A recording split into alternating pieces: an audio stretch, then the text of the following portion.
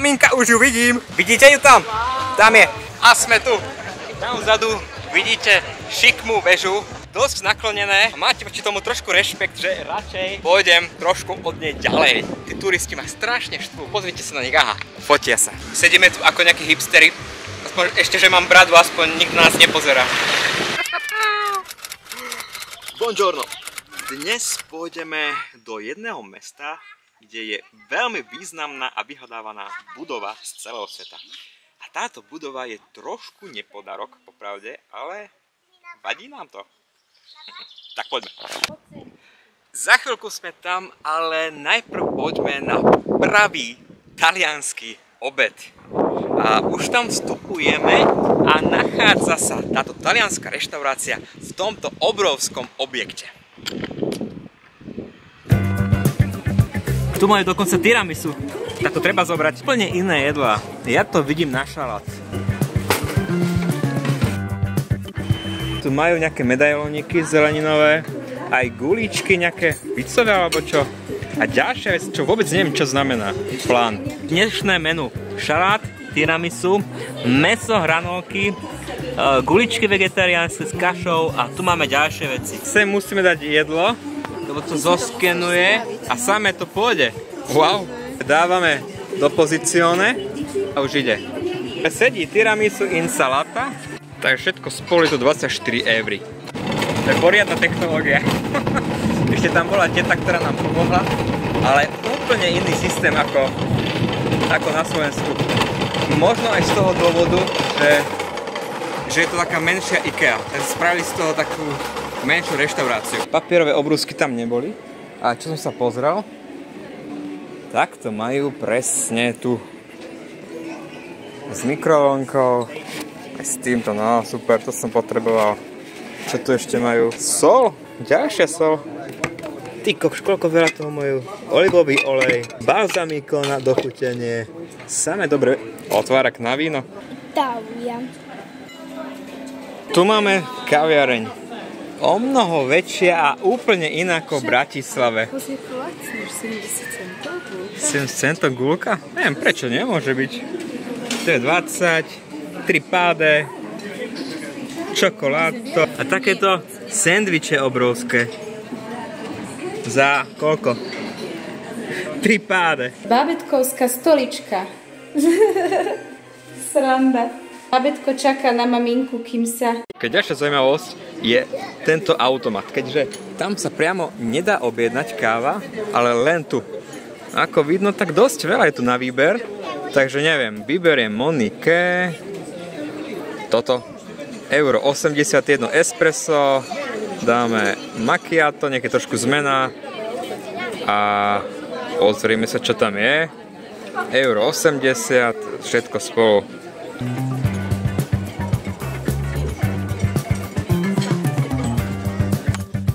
Maminka. Tak fajn, sme po obede a toto bola naozaj veľmi rýchla zastávka na taký rýchly obedík. Síce sme tam boli skoro hodinu, ale však nikam sa nenáhlime.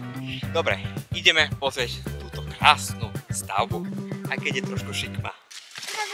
Ešte 12 minút a sme tam. Sme tu na parkovisku a za pár metrov vstúpime do krásneho areálu, kde uvidíme viaceré stavby. Však Efi. Ideme na to? Ste pripravení? Áno.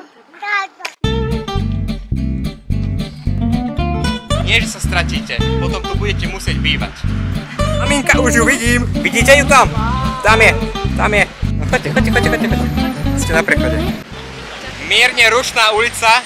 Teraz prechádzame cez takéto trhy. To je pre turistov, takže to nie je pre nás. Keďže my sme dobrodruhovia, ako som to viackrát spomínal. Ale také šaty by som si kúpila. Čínske šaty s vysačkou Made in Italia. To myslíš? Takže, opa.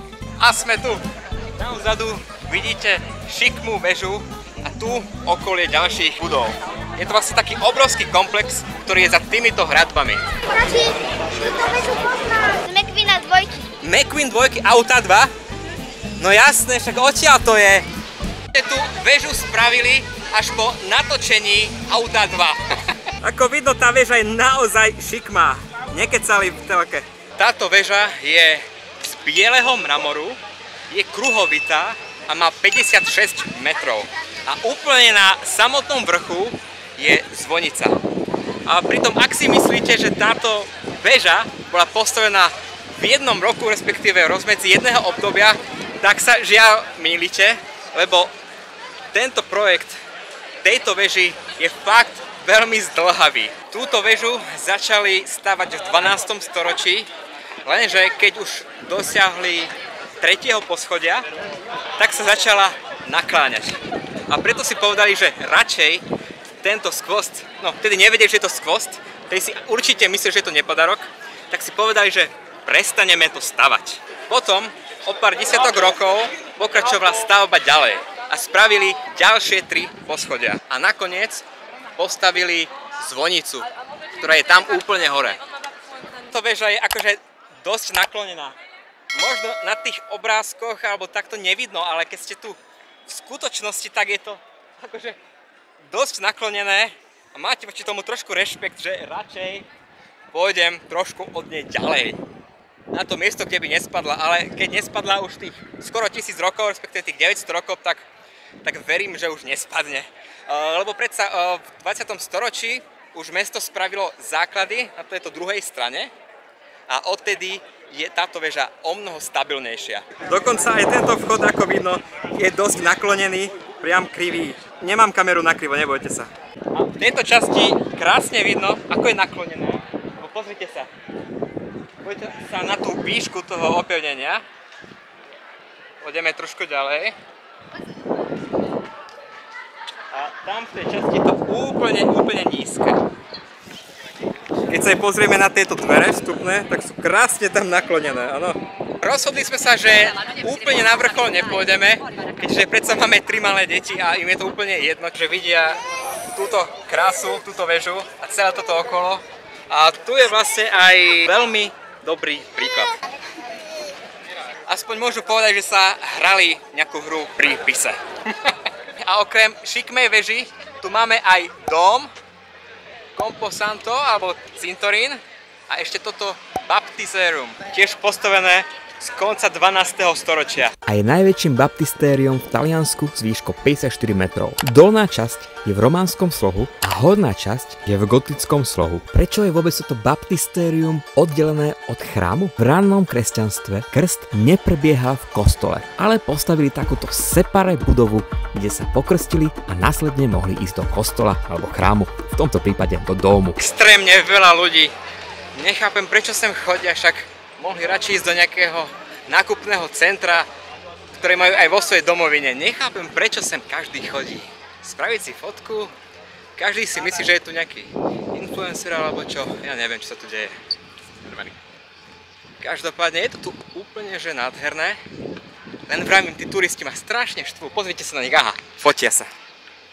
Stavím sa o hocičo, že 90% tých ľudí nevie ani kedy bola postavená Pisa. V tej časti je dom, ktorý je zase z 11. storočia.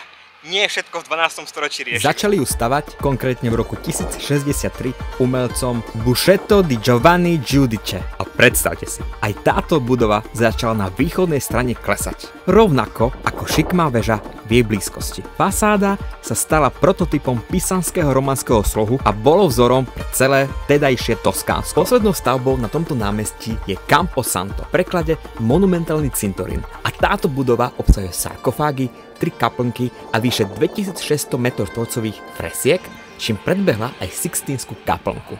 Ďalšia praktická vec, tu blízko tejto katedrály sú vecka a vstupné je 1 euro, ale od 0 do 11 rokov, alebo tuším, že 10 rokov je zadarmo. Chcel som vybrať drona, ktorého mám v taške, ale nie je to povolené.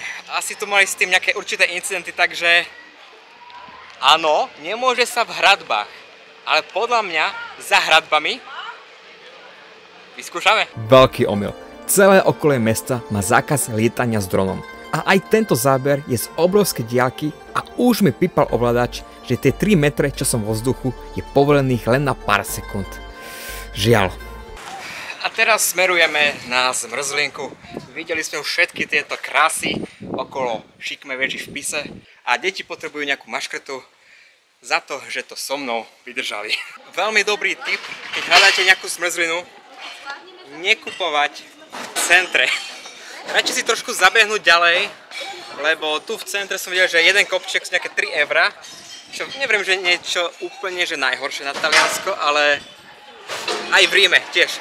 Radšej sme niekde zahli úplne do nejakej uličky a tam bola úplne skvelá pizza za skvelú cenu. Takže niečo podobné sa snažíme nájsť aj teraz. Navigácia hovorí, že máme ísť tadeto. Vraj tam je veľmi dobrá zmrzlinka. Ty jo, pozri na to, Monči, pozri na túto uličku. Tieto úzke talianské uličky sú úplne nádherné. Hlavne tie okenice, tie lampy, proste tá atmosféra, proste tadeto ani auto neprejde. Len bicykel alebo tie skútre otravné, čo v kuse tady to chodia. Wow. Kde sme, Efi? Jak sa to hovorí? Pisa. Dobre, super, dobre.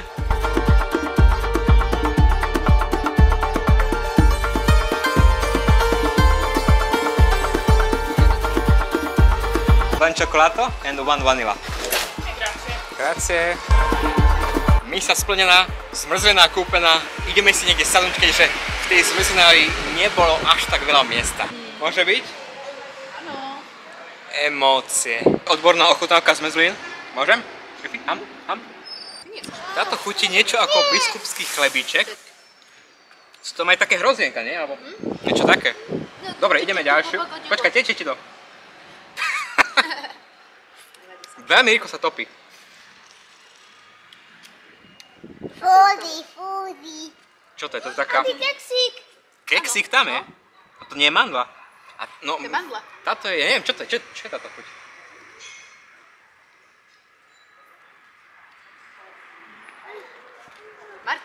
Marcipán. Marcipán. Je to marcipán. Aha. Marcipán.